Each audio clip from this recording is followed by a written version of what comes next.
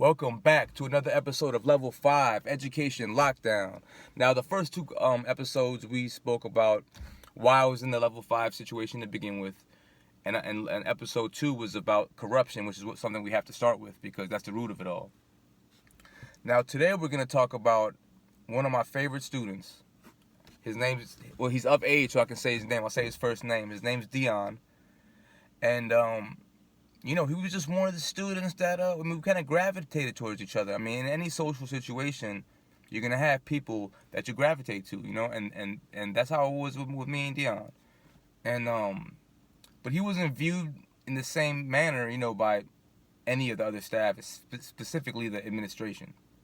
Now, this is a level 5 school, so he's not an angel. He's there for a reason. This is the last stop for him, all right? And remember that, like I said in the previous episode, our school wasn't run by the city the previous years. It was run by a private company until, I guess, something happened and a student had his arm broken. And I'm not sure what happened, but the city took it over, right? But he was there. He was there during those previous years, right?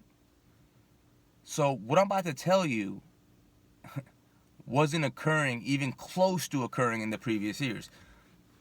And I hate to always compare it to a prison, but that's how it was. So, that's the closest comparison because I can't compare it to another school because there's no comparison.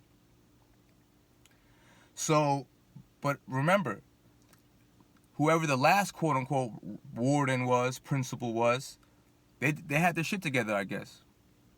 From all accounts. They had their shit together. Unlike who we brought in to run the school. He didn't have problems. But now suddenly, he comes in, right? Because kids are smart. Especially if you're from the streets. Like, these kids are extremely street smart. You cannot lie to them very easily. You cannot just shrug them off very easily. They're extremely street smart and cunning. All right?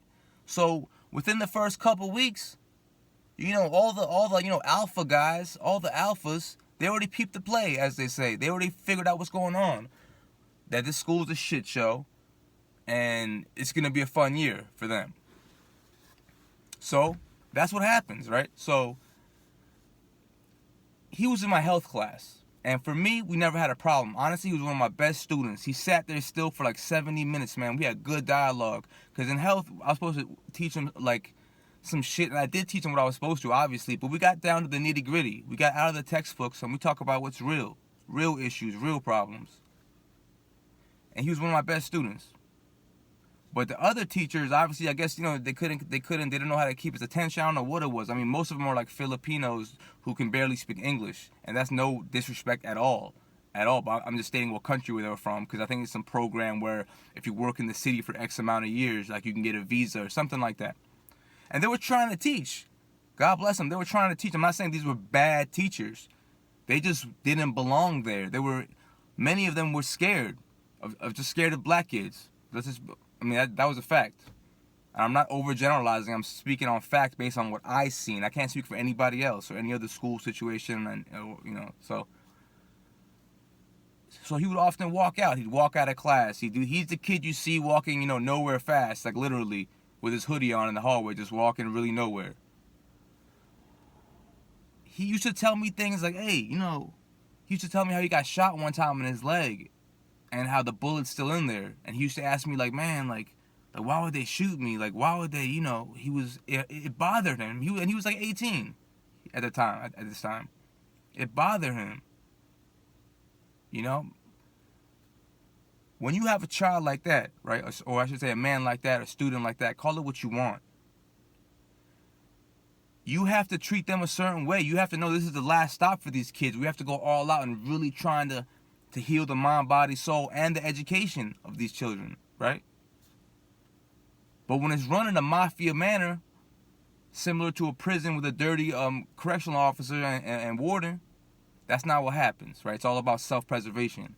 It's all about administration doing what's best for them. So oftentimes, you would hear, the principals, they would just give him the hardest time. They'd call him all types of stuff to the administration with. They called him a clown. They called him just lazy this and that, won't be this or that, you know, and when he wasn't clowning around when they called him a clown, he wasn't like jumping around like acting a fool. The worst thing he would do is walk out of class, maybe walk out of school. That's who he was. And it was our job to try to change that, and we failed, even though I did my part. Now, this was the environment, okay? When he came in, right, the first couple weeks, like I said, they figured out what's going on. They figured out it's bullshit. He's in class, and I know this for a fact because the teacher is the one I spoke about in the last episode, the one who got pretty much sabotaged and blackmailed by the principal, flat out. He tells me, and this is a fact, that Dion takes out some dope in the middle of class and sniffs it and offers some to a classmate who doesn't take it. Now, mind you, this was reported. He reported everything, obviously, and there was another staff member in the room as well. But what kind of environment do you think the administration portrayed for that to even be a thought? This man sniffed. I don't know if it was. I mean, I don't know what it was, but it was dope because he said it was. So I don't know if he had crushed up a pill or if it was actually. I mean, I don't know that part. In the middle of class. What kind of environment is that? Can you tell me? Does anybody know out there? What kind of fucking... Well, I'll tell you what it is. A fucking out of control one. Like a fucking out of control one, for sure. That was the environment. So, obviously, shit goes on. He's always coming to my class. He always comes and speaks to me. He's always respectful. Why? Why were students respectful to me and not to the administration? For one simple fact. Treat people how you want to be treated. Simple as that. So they go back and forth between him and the principal, going back and forth. She pretty much says something like, "Oh, if you keep coming late or doing this or that, you know, I'm gonna get you kicked out," or something like that. And you know, so that's what happened. I mean, she kicked him out of school. He would try to actually come back because he didn't want to leave school. He wanted to stay in school and finish. And they told him, they said, hey, don't let that clown in the building because they could see from the surveillance. He would sneak around the gym because the gymnasium door would be open at times because it was so hot. And he'd have a little conversation with me before he left. See how I was doing. He wanted to check up on me. Now, this is the kid who came to my health class every time he was in school, which was most of the week, for sure. No AC. No heat in the winter. So cold we were there bundled up. I had my polo ski vest jacket on with the hoodie. They all had their jackets on. Sitting down, we cold in a big old brick gymnasium that's cold in the middle of winter. Cold as fuck. Having good dialogue. Really reaching them, talking to them. But when you're only one person, it's not enough. And I'm not saying there wasn't other staff who he associated with as far as had good communication with. Right? I'm not saying that. But it takes a village, as they say. And when the chief of the village is on some mafia fucking prison shit, then you're fucked. And if you're a kid in that situation, you're fucked. And you know you're fucked. They knew they were fucked. They were coming like, this is bullshit. Like, this shit is whack. Like they were fucking like... It was such a letdown.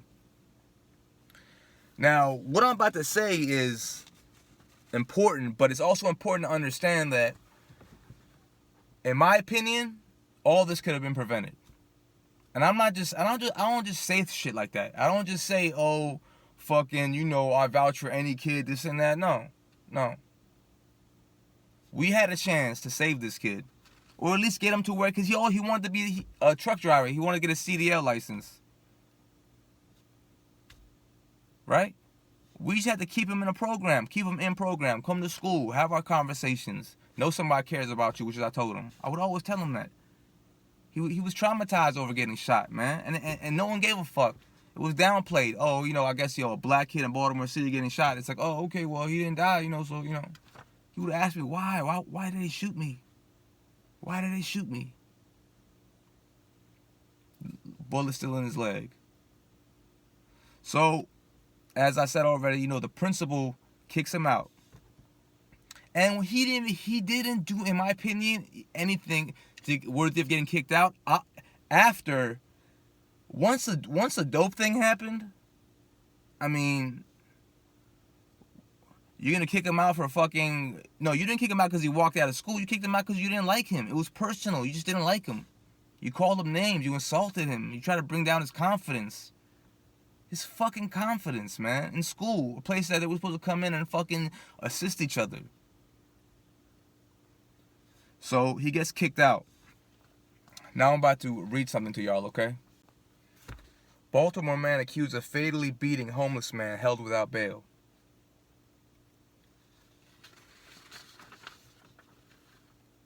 Dion presents a risk to public safety and might not show up for trial as the judge ordered him without bail. Dion faces first-degree murder, first-degree assault, and weapons charges in the beating death of Randall Cockrell, 67.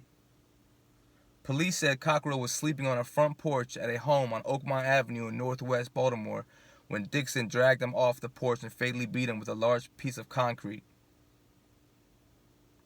Now, I know you're hearing that. You're like, man, what the fuck? This kid's fucking... And listen, he left the program. He stopped taking his medication. This is what happens when some people need to be medicated and they're not. And why aren't they not? Because they're not in the program. Why aren't they in the program? Because they were kicked out of school for bullshit, pretty much. And the most corrupt school kicked them out for some bullshit. Now, I don't know, people are going to be like, oh, what the fuck? Like, no, like, don't stick up for this dude. Listen, I'm not saying anything about the acts that he did, because we all know that's fucking heinous and that's fucking unbelievable. And no one should go through that. And he was wrong for that, and he belongs in jail. He belongs in jail. Straight up. Could it have been avoided? This is what I say when I said in an earlier video, when I said that we failed them and we could have helped prevent them from going in the grave or into a prison for the rest of their life. And we failed. We failed. Why? Because the fucking administration, the fucking principal had a personal grudge.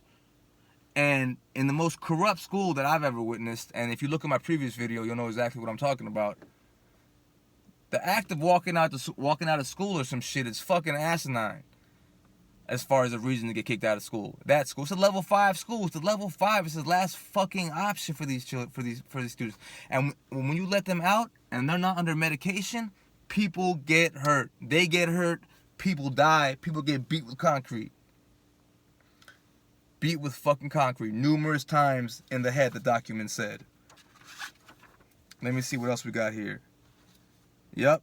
But in an interview with police, Dion confessed to killing Cockrell, showering to remove the blood from his body and discarding his bloody clothes. Discarding his bloody fucking clothes. That shit is crazy. Failed. We failed him.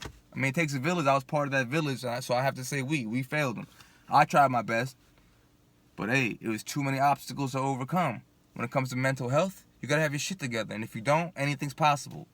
Anything's possible. 3:30 a.m., 4 or 5 a.m. in the morning in an alley or in front of someone's house, beating someone like what's even going on that time of night? On a weeknight. I'm assuming. I didn't see what day, but I'm assuming it was a weeknight.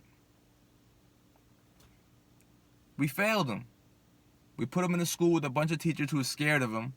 So why are you even teaching at level 5 if you're intimidated by a student? You shouldn't even be there. You failed. You failed. And then we failed him. A man gets murdered. His family has to bury him. Another family has to see their kid go to prison because he wasn't taking his medication because his whole shit was out of whack. His whole shit was out of whack. That's a fact. That's a fact. So, I just wanted to talk about Dion today because, in my opinion, people need to hear his story. I'm not making any excuses as far as the heinous crime. He belongs to be in jail. But if you ask me, honestly, from my gut and my heart and my brain, I know that we could help prevent that. Level 5, education, lockdown.